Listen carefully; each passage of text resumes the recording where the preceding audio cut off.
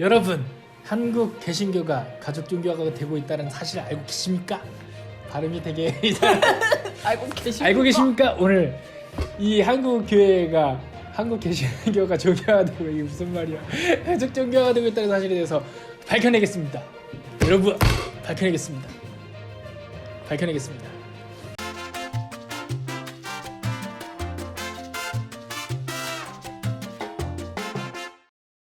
안녕하세요. 얼음 냉수 8컵입니다. 따다다따. 네, 오래간만에 다시 여러분들을 찾아뵙게 되는 것 같습니다. 제가 그 목회 데이터 연구소에서 그 조사했었던 그 주간 리포트 중에 한국교회 미래 세대의 주역이 될 개신교 중고생들의 교회 생활과 신앙 의식에 대해서 이 조사했었던 내용들을 가지고 한번 이야기를 해보려고 하는데요. 오늘은 특별히 한국 개신교 가족 종교화가 되고 있다라는 주제를 가지고 이야기를 하려고 합니다. 그 가족 종교화라는 것에 대해서 되게 생소하죠. 네. 조금 어렵게 들릴 수도 있는 그런 말인데, 가족 종교화가 무슨 말이냐면, 그러니까 가족의 일부가 교회에 나와야 그 자녀들도 교회에 출석한다라는 이야기고, 그리고 이러한 변화가 점점 더 깊어지고 있다. 그러니까 가족 중에 교회를 다니지 않는 사람이 많으면, 가족 중에 교회를 다니고 있지 않으면 자녀들도 점점 더 교회 가기는 어려워지는 그런 추세가 나타나고 있다. 이렇게 볼 수가 있는 거죠. 가족 단위로만 교회를 다닌다, 많이 그런 얘기인가요? 그렇게 생각할 수 있죠. 그러니까 부모님 중에 한 분이라도 교회를 다녀야 이제 자녀가 이제 교회를 나올 교회를 확률이 나온다. 많다. 네. 그래서 요 지금 자료를 보면은 아마 아실 거예요. 지금 교회를 출석하고 있는 500명의 중고생들을 대상으로 조사를 했는데요. 그 500명 중에 부모님이 그러면 교회를 다니시느냐 조사를 해봤더니 두 분 모두 개신교 교인이시다라고 대답을 했었던 사람은 59%, 그리고 부모님 중에 한 분이라도, 두 분 중에 한 분이라도 교회를 다니신다라는 걸 포함하면 85%나 차지하고 있다는 거죠. 그러니까 부모님 중에 한 분이라도 교회를 다니지 않는 그런 경우는 15% 정도밖에 되지 않는다는 거죠. 중고생을 대상으로 한 거죠. 네. 그러니까 다음 세대에 대한 연구이기 때문에 중고생들을 대상으로 한 거죠. 맞아. 근데 우리 교회만 봐도 집사님 자녀가 대부분이에요. 집사님 자녀가 아닌 홀로 나오는 친구들이 그렇게 많지가 않아요. 그 비율이 정말 많이 줄은 것 같아요. 예전에 비해서. 이게 점점 줄고 있다고 봐야 되겠죠? 예전에는 그래도 초등학생들, 또 중고등학생 때 제가 미뤄보면 그래도 한 절반 정도는 됐었던 것 같거든요. 맞아요. 그런데 이게 점점 부모님 중에 한 분이라도 교회를 다니시지 않으면 이제는 자녀들이 교회에 나오는 그런 일이 많이 줄어든다, 이렇게 좀 볼 수가 있겠네요. 그리고 앞으로는 더 심각해지겠죠? 여기에 보면은 교회를 출석하게 된 계기가 있습니다. 교회를 출석하게 된 계기도 보면은 부모님 따라서 어렸을 때부터 다녔었던 경우가 70%에 가까워요. 그러니까 가족의 영향을 받아서 교회에 출석하게 되는 거죠.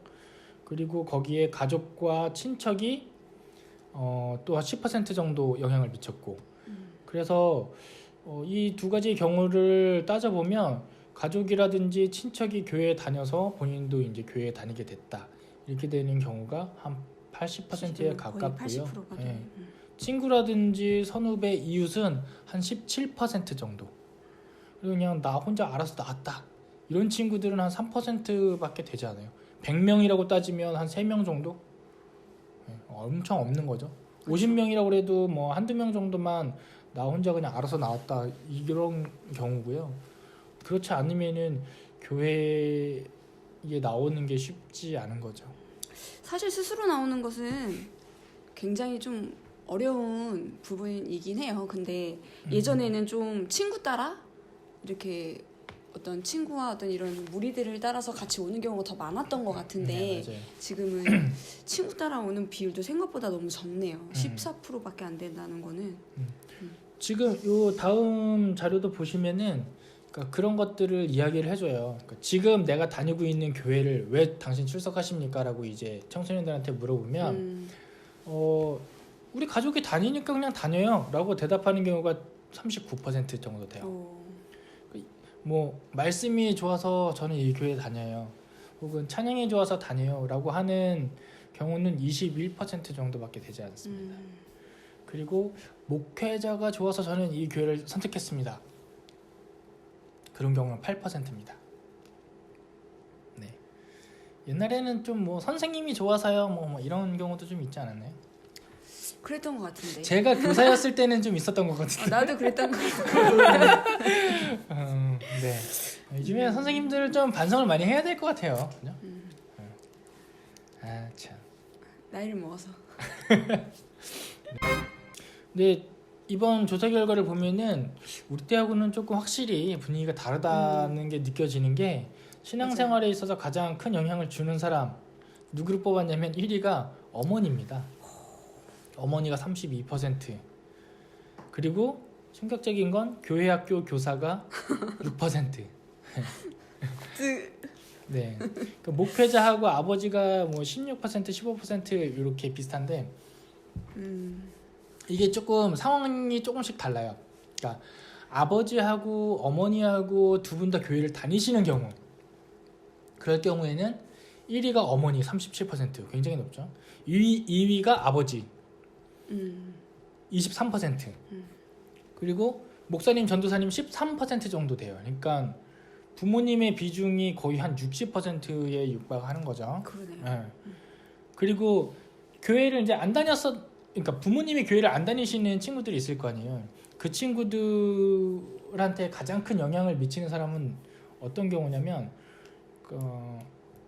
학교 친구나 선후배.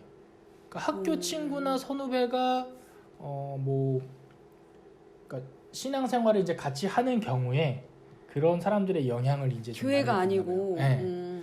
예전에는 이제 교회 친구가 따로 있고 학교 친구가 이제 뭐 따로 있고 뭐 같은 경우도 있고 뭐 그럴 수는 있지만 그래도 신앙생활과 관련된 경우라면은 교회 친구가 이제 또 교회 선후배 맞아요. 이런 사람들이 영향을 많이 미치잖아요. 그런데 지금은 그렇지 않아요. 1위가 학교 친구나 선후배가 26%로 가장 높고 2위는 이제 목사님, 전도사님 24% 정도.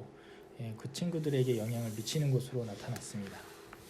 참 계속 좀 충격적인 게 네. 목회자나 네. 교회 선생님 이런 어쨌든 그러니까 학생들 교육하는 교육자들이잖아요. 그분들이 다. 네. 그분들의 영향이 너무 네. 없다는 게 지금 계속 충격적인 것 같아요. 이 앞에서도 그렇고. 네, 우리 너무 우리끼리 얘기를 빠져들어서 너무 길게 하다 보니까 네. 우리만 재밌었나 봐. 네, 그런 것 같아서 잠시 쉬어가도록 하겠습니다. 여러분 2부를 기대해 주시고 그러면 이번 주도 시원하게